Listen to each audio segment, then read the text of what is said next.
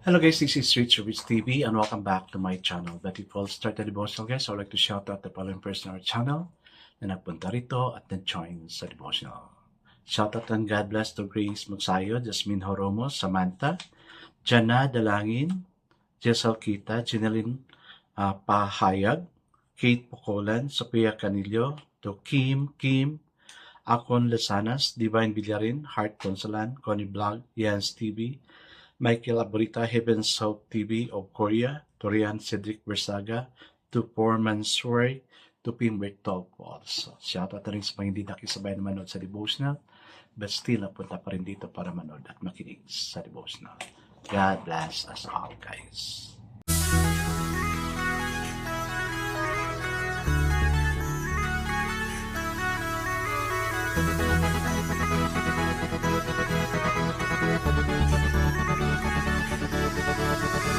Rich TV, where you heard it, number one is on the top.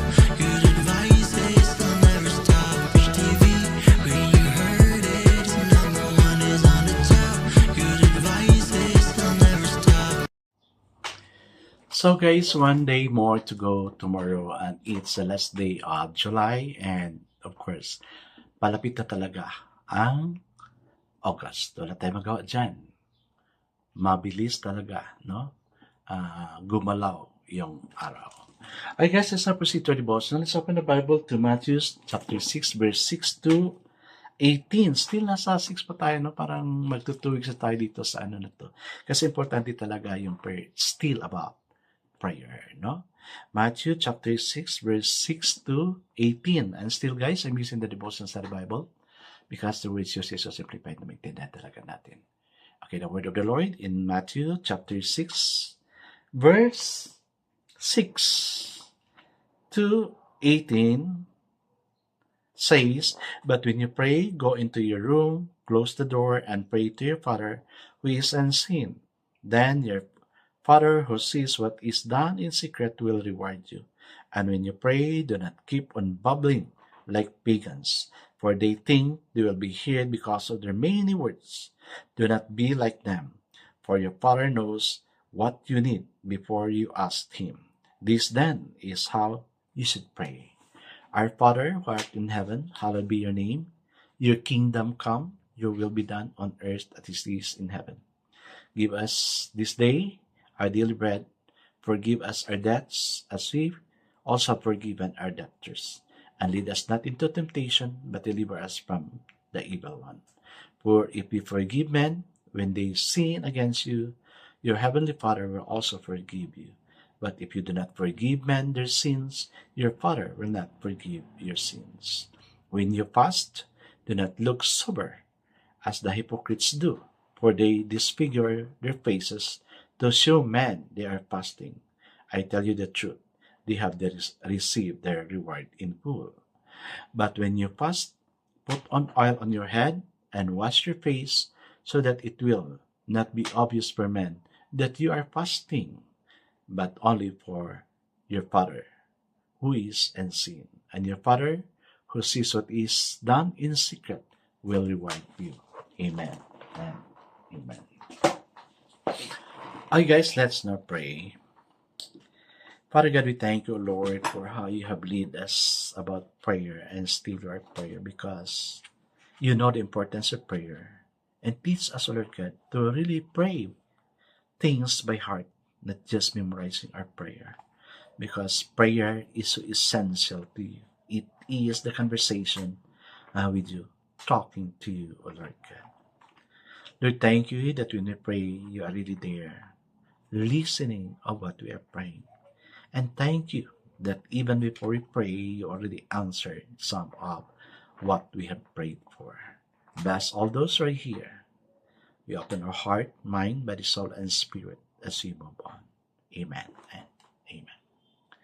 The focus verse for this evening, guys, is found in Matthew 6, verse 16. And it says, "Do not be like the hypocrites with a sad countenance." So the title of our devotion for this evening, guys, is "The Window of the Heart." Our face is the window of our heart, or it should be. In our world of cosmetics and plastic surgery, we're not always able to look through the window. Even more serious, many of us develop a duality so that our faces contradict our hearts. It is also true when we are sad and pretend to be glad. Plastic talaga, no? Grabe. But it is also true when our joy is not expressed in regions on our faces. What is on our faces? Not our words. It is the medium of our message. Often our faces deny our faith. Our faces may be an introduction for others to Christ or a navigation of what He could mean in their lives. Who would want to know Christ personally because of what He is on your face? The Pharisees disfigured their faces or even smeared ashes on them. To be sure, people knew they were fasting. Fasting should have brought them closer to God and thus brought a radiance to their faces. The purpose of fasting has been so distorted that it was identified by a grim face. They had lost the joy that leaves us with a question. How should our faces look because we have talked to God face to face? Yes, guys, no, he talks about fasting because when you do fasting, of course, our prayer would really become effective. Effective siya talaga kasi you deny yourself from eating food. But, yan, no? Hindi na pwede kasi sa akin na mag-fast kasi I am taking medicine, so abstinence lang sa akin. No?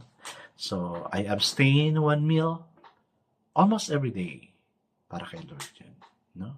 And of course, as much possible, dito sa mga kasama ko sa bahay, hindi nila alam na yun yung purpose na nagpapast ako. While they're eating, I'm in my room praying.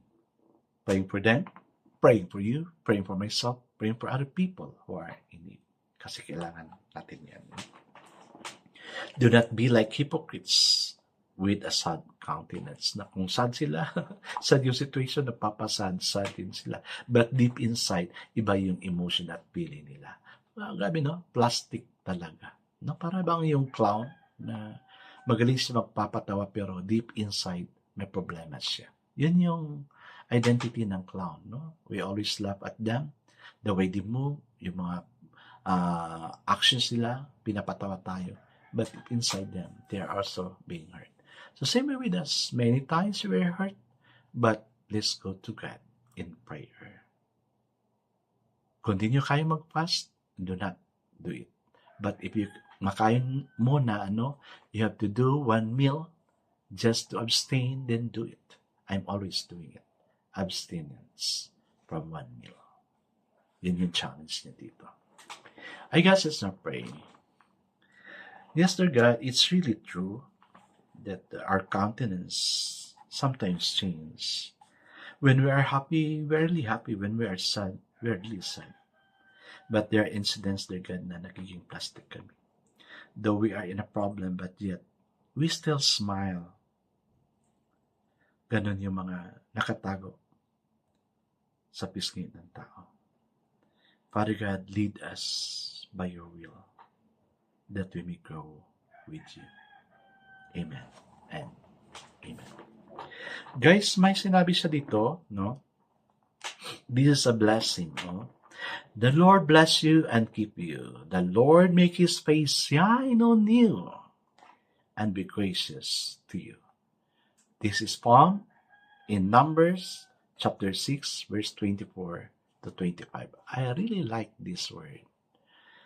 This is also a song. The Lord bless you and keep you. The Lord make His countenance to shine on you and be gracious and to you. O yun. Medyo sintonado lang yung pagkakanta ko. God bless us all, guys, because I know what shall the bless us 10 times better.